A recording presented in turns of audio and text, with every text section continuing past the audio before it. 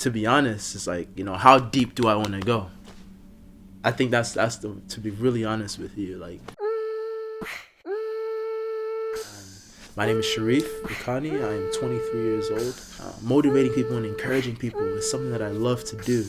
I do it all the time, every single day. Like, this is not a joke, it's not a show.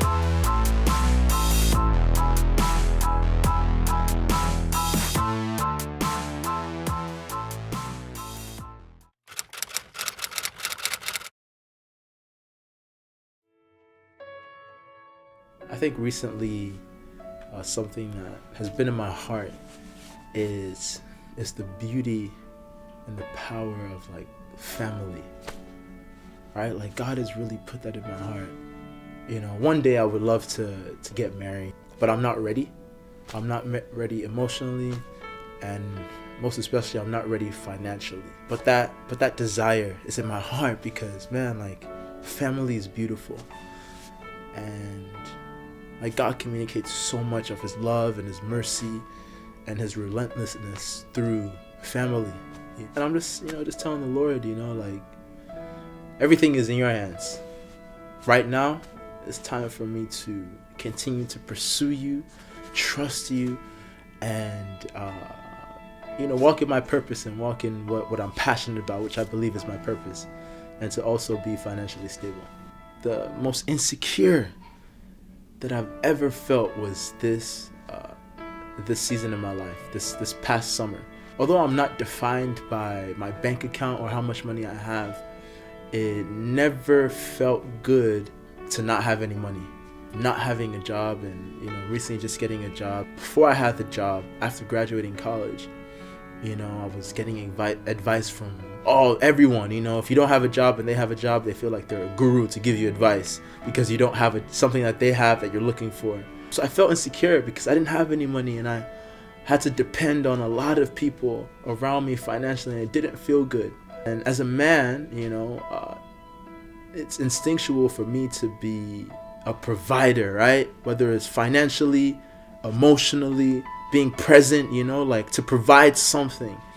And I couldn't provide for myself financially. I couldn't stand on my own 2 feet. I couldn't do the things that I wanted to do. I couldn't speak up confidently and say, no, I actually don't want to do that.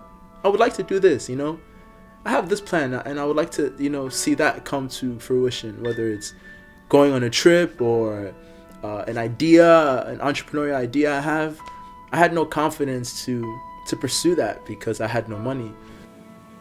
Are we gonna go this route? Let's just try it. Okay, talk a little bit about identifying as a man and providing, and how that links up with what you were saying earlier about family and, like, just that space. I don't know. Yeah, let's talk about it. Yeah, like, I don't just want to be the father, the brother, the husband that's just a financial provider. I want to be present. I want to be emotionally present. I want to provide that sort of encouragement and love. So I don't just equate being a financial provider with being a man, because there are men, there are dads and fathers and husbands out there that can provide financially, but are not providing emotionally, spiritually, to their wives, to their kids, to the people around them. So I take more pride in providing emotionally to the people around me, because everything starts from within, right? Who we are and how we react to things and why we act certain ways. Like, it all starts from here, and there's so much power in here. And I care about providing there, as well as providing financially. But just connecting to the two with family and being a provider and lack of confidence and insecurity, just not having it, it's stressful. Like, it's just stressful. Like, it doesn't feel good when you can't, like, hang out with your friends or confidently say, like, so basically, let me break it down. Whoever has the money has the last say, right? But it just doesn't feel good when you can't say, look, I actually want to do it this way, and I have the finances to be able to move in that direction. Yeah, because, like, a lot of people tend to think that being a man, like, it's good to provide financially, but I know of plenty of people that provide financially, but emotion. And I'm more passionate, as I said, I am so passionate about being a man that is present emotionally, being there to encourage, being there to say, yo, like, I love you, I care about you. Because like, you could not have money, you could, be in poverty and lack food, but if there is that confidence from within, you'll survive and you'll make it through. Can you speak to your situation? So for me, that passion and that desire for me to want to be there emotionally is really seeing that, like my dad wasn't there emotionally, right? But I'm thankful, that my mom was able to cover that, where she was able to cover, by showing love and providing, as best as she can. So I never really felt like I was missing anything, right? But recently I started to feel, as the older I get, right, as a man, and the more that I have a heart and desire to want to have a family and know about like what it is to be a man, like I start to feel that missing part of, man, I wish I had someone that was, around the age of 40 and above, that I could be like, yo, I'm struggling with these things. I don't know what to do. What does it look like to be a man of faith? Look, I need help. Can you not just tell me what to do, but when I choose to get married, could you walk with me?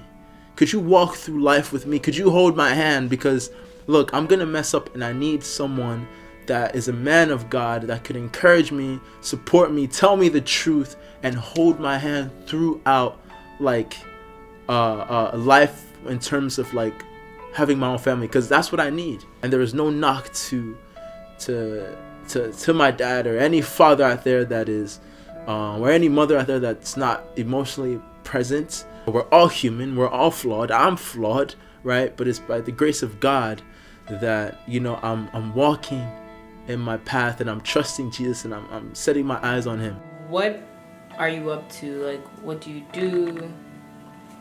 All of that. What are you passionate about? What's your purpose? This is what God has been putting in my heart. I know what I'm passionate about, which is speaking, encouraging people, but I am more passionate about being faithful behind closed doors. Look, it's easy to do things and to reach out for opportunities. It's easy for me to encourage and be passionate and all that stuff, but it's hard for me from my heart, when no one's looking, to trust God and to have that unwavering faith and trust and obedience, right? So right now, like, although I'm passionate about encouraging and motivational speaking and hip hop and really pursuing that, I'm more passionate about having a heart that is obedient to the Lord. Lastly, just a few words of encouragement to young men that have absent fathers. So my encouragement to the men and women, right, that have an absent father,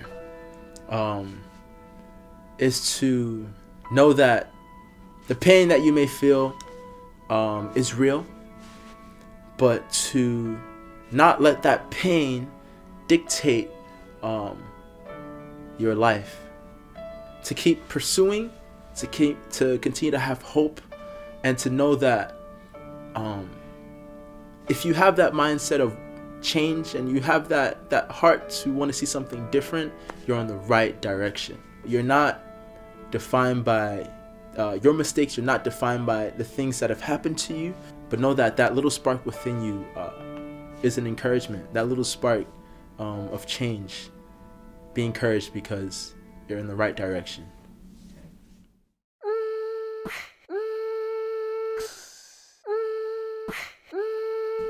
Well, thanks for chatting today, Sharif.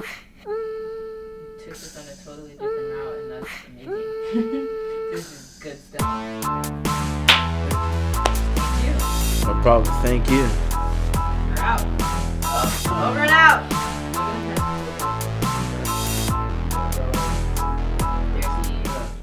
by 3.